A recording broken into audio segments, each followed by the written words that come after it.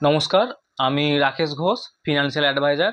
আমি আজকে যেটা নিয়ে আলোচনা করব খুবই গুরুত্বপূর্ণ বিষয় এবং খুবই কাজের জিনিস, তাই ভিডিওটি শেষ পর্যন্ত দেখবেন।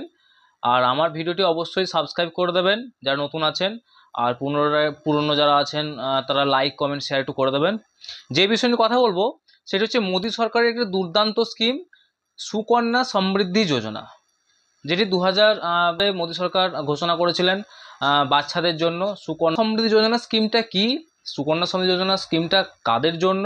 সুকন্যা সমৃদ্ধি যোজনা স্কিমটা কাদের কাদের করা প্রয়োজন এবং এতে কি লাভবান হতে পারে, এই বিষয়গুলো নিয়ে আজকে আমরা জানব। আমরা নামটির মধ্যেই কিন্তু আমাদের অর্থ লুকিয়ে আছে। সুকন্যা সমৃদ্ধি যোজনা মানে মেয়েদের স্কিম, মেয়েদের জন্য ভেবেছেন সরকার। ভারতবর্ষের সবথেকে বেশি ইন্টারেস্টযুক্ত একটি স্কিম। এই স্কিমটিতে 0 থেকে 10 বছরের বয়সের মধ্যে বাচ্চা মেয়েদের আমরা করাতে পারবো। এই স্কিমটি কেন করা কত জরুরি? এই স্কিমটি চক্রবৃদ্ধি হারে ব্যাংকে ইন্টারেস্ট দেয়। চক্রবৃদ্ধি হারে ইন্টারেস্ট দেয় কত? বর্তমান ইন্টারেস্ট হচ্ছে 8.2%।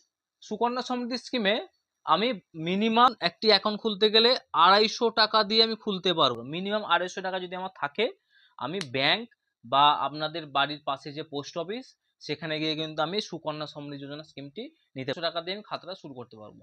আর ম্যাক্সিমাম একটি বছরে ম্যাক্সিমাম 1.5 লক্ষ টাকা পর্যন্ত সুকন্যা সমৃদ্ধি স্কিমে জমা করা যায়। এবং এই স্কিমে সুবিধা হচ্ছে যে 80C তে আমি 1.5 লক্ষ টাকাতেই আমি ছাড় দেখাতে পারবো। উদ্দেশ্য কি? সুকন্যা সমৃদ্ধি যোজনা স্কিমের উদ্দেশ্য বাচ্চা মেয়েরা তারা হায়ার এডুকেশন নেবে।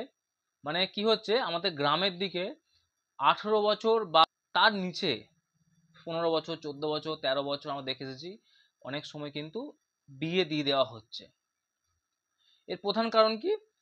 প্রধান কারণ হচ্ছে বাচ্চাদেরকে তার বাবা মা, গরিব বাবা মা, তারা পড়াশোনা করাতে পারছে না।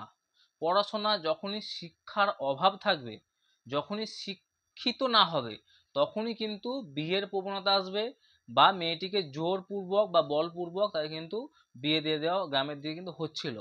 সেই কথা মাথায় রেখে গোটা মিনিমাম যদি 250 টাকা করেও জমায়, তার 18 বছর বয়সে গিয়ে বা 21 বছর বয়সে গিয়ে পড়াশোনা পারপাসে বা বিয়ের জন্য একটি অনেক টাকার পুঁজি জমা হবে।